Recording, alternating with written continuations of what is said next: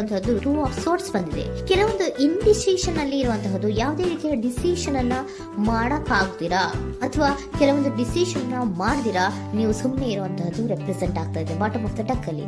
ನಿಮ್ಮ love life ನ ವಿಚಾರದಲ್ಲಿ ರೀಸೆಂಟ್ ಪಾಸ್ಟ್ ನಲ್ಲಿ ಕೆಲವೊಂದು ರೀತಿಯ ಎಂಡಿಂಗ್ ಗಳಾಗಿರುವಂತಹದ್ದು, ಲವ್ ಲೈಫ್ ನ ವಿಚಾರದಲ್ಲಿ ಕೆಲವೊಂದು ರೀತಿಯ ಡಿಸ್ಟರ್ಬೆನ್ಸ್ ಗಳಾಗಿರುವಂತಹದ್ದು, ಅವ್ಯವಸ್ಥೆಗಳಾಗಿರುವಂತಹದ್ದು, ಸಮಾಧಾನ ಇಲ್ಲದೆ ಇರುವಂತಹದ್ದು ರೆಪ್ರೆಸೆಂಟ್ ಆಗ್ತಾ ಇದೆ. ಯಾಕೆ ಅಂದ್ರೆ ಲವ್ ಲೈಫ್ ನ ವಿಚಾರದಲ್ಲಿ ಯಾವುದೇ ರೀತಿಯ ಪಾಸಿಟಿವ್ ಬದಲಾವಣೆಗಳಾಗುತ್ತಾ ಅನ್ನುವಂತಹದ್ದು ನೀವು ಪಾಸ್ಟ್ ನಲ್ಲಿ ನೀವು ನಿಮ್ಮ ಲವ್ ಲೈಫ್ ನಲ್ಲಿ ನೀವು ಆಲೋಚನೆಯನ್ನ ಮಾಡಿದ್ದೀರಿ. ಕೆಲವೊಂದು ಬದಲಾವಣೆಗಳಾಗುವಂತ ಸಾಧ್ಯತೆಗಳಿದೆಯಾ ಅಂತ. ಆದ್ರೆ ಎಂಡಿಂಗ್ ಗಳಾಗಿರುವಂತಹದ್ದು ಯಾವುದೇ ರೀತಿಯ ಸರಿ ಹೋಗ್ತಿಲ್ದೇ ಇರುವಂತಹದ್ದು ರೆಪ್ರೆಸೆಂಟ್ ಆಗ್ತಾ ಇದೆ.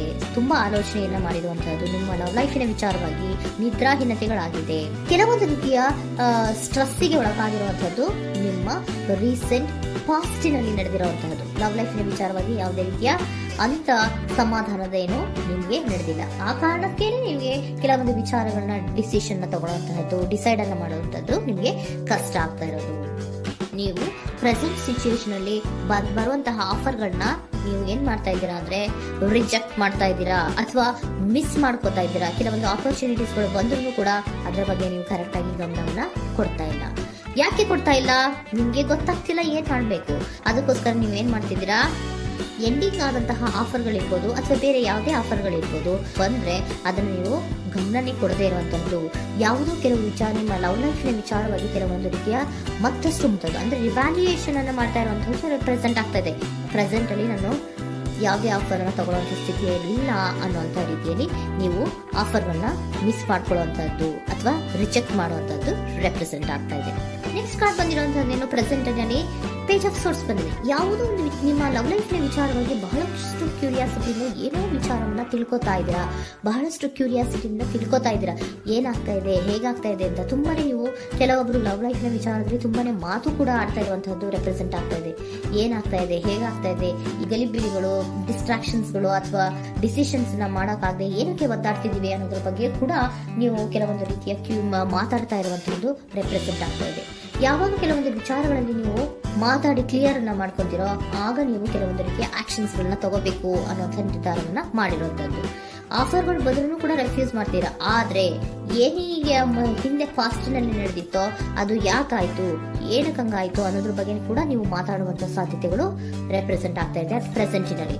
ಆಮೇಲೆ ನೀವು ಮಾತಾಡಿದ ಮೇಲೆ ಕೆಲವೊಂದು ರೀತಿಯ ನಿರ್ಧಾರಗಳನ್ನ ಮಾಡುವಂತಹದ್ದು. ನೈಟ್ ಆಫ್ ವೈಟ್ಸ್ ಬಂದಿದೆ. ಸೊ ಆವಾಗ ನೀವು ನಿಮ್ಮ ಕೆಲವೊಂದು ವಿಚಾರಗಳಲ್ಲಿ ಕ್ಲಾರಿಟಿಗೆ ಬಂದ ಮೇಲೆ ನಿಮ್ಮ ಲವ್ ಲೈಫಿನ ವಿಚಾರದಲ್ಲಿ ಕೆಲವೊಂದು ಆಕ್ಷನ್ ಗಳನ್ನ ತಗೊಳ್ಳುವಂತಹದ್ದು ರೆಪ್ರೆಸೆಂಟ್ ಆಗ್ತಾ ಇದೆ. ಹಾಗೆ ಏನ್ ಆಕ್ಷನ್ಸ್ ಗಳನ್ನ ತಗೋತೀರಾ? ಈಗ ಕೆಲವೊಂದು ರೀತಿಯ ಆಫರ್ಗಳನ್ನ ನೀವು ಬಂದಂತಹ ಆಫರ್ಗಳನ್ನ ನೀವು ಏನ್ ಮಾಡಿದ್ದೀರಾ, ರೆಫ್ಯೂಸ್ ಅನ್ನ ಪ್ರೆಸೆಂಟ್ ಅಲ್ಲಿ ಮಾಡಿದ್ದೀರಾ. ಈಗಲೂ ಕೂಡ ನೀವು ಬಂದಂತಹ ಆಫರ್ ಅನ್ನ ನೀವೇನ್ ಮಾಡ್ತೀರಾ, ರೆಫ್ಯೂಸ್ ಅನ್ನ ಮಾಡ್ತೀರಾ ಅಥವಾ ರಿಜೆಕ್ಟ್ ಅನ್ನ ಮಾಡ್ತೀರಾ. ಯಾಕೆ? ಸೆಕೆಂಡ್ ಕಾರ್ಡ್ ನಿಮ್ಗೆ ಇಮಿಡಿಯೇಟ್ ಫ್ಯೂಚರ್ ನಲ್ಲಿ ಸೆಕೆಂಡ್ ಕಾರ್ಡ್ ಬಂದಿರೋದು ಯಾವುದು, ಹಾರ್ಮೆಟ್ ಕಾರ್ಡ್ ಬಂದಿದೆ. ಸೊ ಲೋನ್ಲಿನೆಸ್ ಅನ್ನ ರೆಪ್ರೆಸೆಂಟ್ ಮಾಡುತ್ತೆ. ಯಾಕೆ ಲೋನ್ಲಿನೆಸ್ ಅನ್ನ ರೆಪ್ರೆಸೆಂಟ್ ಮಾಡುತ್ತೆ? ಬೇಡಪ್ಪ, ಈ ಜಗ್ಲಿಂಗ್ಗಳೇ ಬೇಡ. ತುಂಬಾ ಜಗ್ಲಿಂಗ್ ಇದೆ ನಿಮ್ಮ ಲವ್ ಲೈಫ್ ವಿಚಾರದಲ್ಲಿ. ಕೆಲವೊಬ್ಬರಿಗೆ ತುಂಬಾ ಜಗ್ಲಿಂಗ್ ಇದೆ. ಯಾವಾಗ್ಲೂ ಬ್ಯಾಲೆನ್ಸ್ ನ ಮಾಡ್ತಾ ಇರ್ಬೇಕು. ಈ ಕಡೆಗೆ ಹೇಳಿದ್ರೆ ಆ ಕಡೆಗೆ ಹೋಗುತ್ತೆ, ಆ ಕಡೆಗೆ ಹೇಳಿದ್ರೆ ಈ ಕಡೆಗೆ ಬರುತ್ತೆ. ಯಾವ ಕಡೆ ಅಂತ ಮಾಡೋದು ಅನ್ನುವಂತಹ ಆಲೋಚನೆಯನ್ನ ಮಾಡ್ತಾ ಇರುವಂತದ್ದು. ಸದ್ಯಕ್ಕೆ ಯಾವುದೇ ಆಫರ್ ಬೇಡ, ಸ್ವಲ್ಪ ಒಂಟಿಯಾಗಿರೋಣ ಅಂತ ನೀವು ಆಲೋಚನೆಯನ್ನ ಮಾಡ್ತಾ ಇರುವಂತದ್ದು ರೆಪ್ರೆಸೆಂಟ್ ಆಗ್ತಾ ಇದೆ. ಮತ್ತೆ ಕೆಲವೊಬ್ಬರಿಗೆ ಕೆಲವೊಂದು ರೀತಿಯ ಕ್ಯೂರಿಯಾಸಿಟಿಯಿಂದ ಏನಾಗ್ತಾ ಇದೆ ಅಂತ ವಿಷಯಗಳನ್ನ ತಿಳ್ಕೊಂಡ್ಮೇಲೆ ಕೆಲವೊಂದು ಆಕ್ಷನ್ಸ್ ಗಳನ್ನ ತಗೊಳ್ಳುವಂತದ್ದು ಕೂಡ ರೆಪ್ರೆಸೆಂಟ್ ಆಗ್ತಾ ಇದೆ. ಯಾವುದೇ ರೀತಿಯ ಭಯ ಇಲ್ಲದೆ ವಿಷಯಗಳನ್ನ ತಿಳ್ಕೊಂಡು ನೀವು ಆಫರ್ಗಳನ್ನ ಅಟ್ ಪ್ರೆಸೆಂಟ್ ಅಲ್ಲಿ ರೆಫ್ಯೂಸ್ ಮಾಡೋ ಸಾಧ್ಯತೆಗಳು ಕೂಡ ಕೆಲವೊಬ್ಬರಿಗೆ ರೆಪ್ರೆಸೆಂಟ್ ಆಗ್ತದೆ. ಯಾಕೆ ಆಫರ್ಗಳನ್ನ ರೆಫ್ಯೂಸ್ ಮಾಡ್ತೀರಾ? ನಿಮ್ಮ ಲವ್ ಲೈಫ್ ವಿಚಾರದಲ್ಲಿ ಬರೀ ಜಗ್ಲಿಂಗ್, ತುಂಬಾ ಬ್ಯಾಲೆನ್ಸ್ ಅನ್ನ ಮಾಡ್ಬೇಕು. ಯಾವ ಕಡೆ ಮಾಡ್ಬೇಕು, ಹೇಗ್ ಮಾಡ್ಬೇಕು ಗೊತ್ತಾಗದೇ ಇಲ್ಲ. ನೀವೇನ್ ಮಾಡ್ತೀರಾ, ಸ್ವಲ್ಪ ದಿನದ ಮಟ್ಟಿಗೆ ನಾನು ಲೋನ್ಲಿ ಆಗಿರ್ಬೇಕು ಅನ್ನೋದನ್ನ ಇಲ್ಲಿ ನಿಮ್ಗೆ ಲವ್ ಲೈಫ್ ನ ವಿಚಾರವಾಗಿ ರೆಪ್ರೆಸೆಂಟ್ ಆಗ್ತಾ ಇದೆ. ಈ ಎಲ್ಲಾ ಕನ್ಫ್ಯೂಷನ್ಸ್ ಇರೋದ್ರಿಂದಲೇ ನಿಮ್ಗೆ ಬಾಟಮ್ ಆಫ್ ದ ಡಕ್ ಬಂದಿರುವಂತದ್ದು ಟೂ ಆಫ್ ಸೋರ್ಟ್ಸ್ ಬಂದಿರುವಂತದ್ದು. ಸೊ ಇಂಡಿಸಿಷನ್ ಆಗ್ತಾ ಇರೋಂಥದ್ದು. ಏನ್ ಮಾಡ್ಬೇಕು ಗೊತ್ತಾಗಲ್ಲ.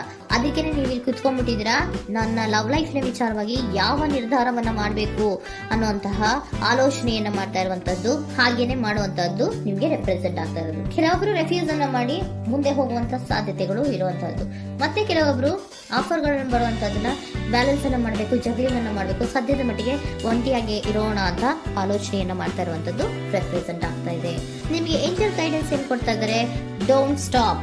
ಇಲ್ಲಿ ಡೋಂಟ್ ಸ್ಟಾಪ್ ನ ಅರ್ಥ ಏನಪ್ಪಾ ಅಂದ್ರೆ, ಯಾವ ಕೆಲವು ವಿಚಾರಗಳ ಬಗ್ಗೆ ಕ್ಲಾರಿಟಿ ಬೇಕು ನಿಮ್ಗೆ, ಯಾವ ವಿಚಾರಗಳಲ್ಲಿ ನಿಮ್ ಕನ್ಫ್ಯೂಷನ್ಸ್ ಅಲ್ಲಿ ಒದ್ದಾಡ್ತಾ ಇದ್ದೀರಾ, ಏನ್ ಕ್ಲಾರಿಟಿ ಬೇಕೋ ಅದನ್ನ ಧೈರ್ಯವಾಗಿ ಮುಂದೆ ಬಂದು ಅದನ್ನ ಕ್ಲಾರಿಟಿಯನ್ನ ತಗೊಂಡು ಮುಂದೆ ಹೋಗು, ಅಲ್ಲೇ ನಿಂತ್ಕೋಬೇಡ ಅನ್ನುವಂಥದ್ದನ್ನ ನಿಮ್ಗೆ ಹೇಳ್ತಾ ಇದ್ದಾರೆ. ಯಾವ ವಿಚಾರವನ್ನ ನೀವು ಲವ್ ಲೈಫ್ ನ ವಿಚಾರದಲ್ಲಿ ಏನ್ ಈ ಜಗ್ಲಿಂಗ್ಗಳು ಅಥವಾ ಈ ಬ್ಯಾಲೆನ್ಸ್ ಗಳನ್ನ ಮಾಡ್ಕೊಂಡು ಅಥವಾ ಎಳ್ದಾಟಗಳನ್ನ ಮಾಡ್ಕೊಂಡಿದ್ದೀರೋ ಅಲ್ಲಿಗೆ ಕ್ಲಾರಿಟಿಯನ್ನ ತಗೊಳ್ಳಿ, ಧೈರ್ಯವಾಗಿ ಕ್ಲಾರಿಟಿಯನ್ನ ತಗೊಂಡು ನೀವು ಮುಂದೆ ಆಕ್ಷನ್ಸ್ ಅನ್ನು ತಗೊಳ್ಳುವಂತದ್ದು ರೆಪ್ರೆಸೆಂಟ್ ಆಗ್ತಾ ಇದೆ.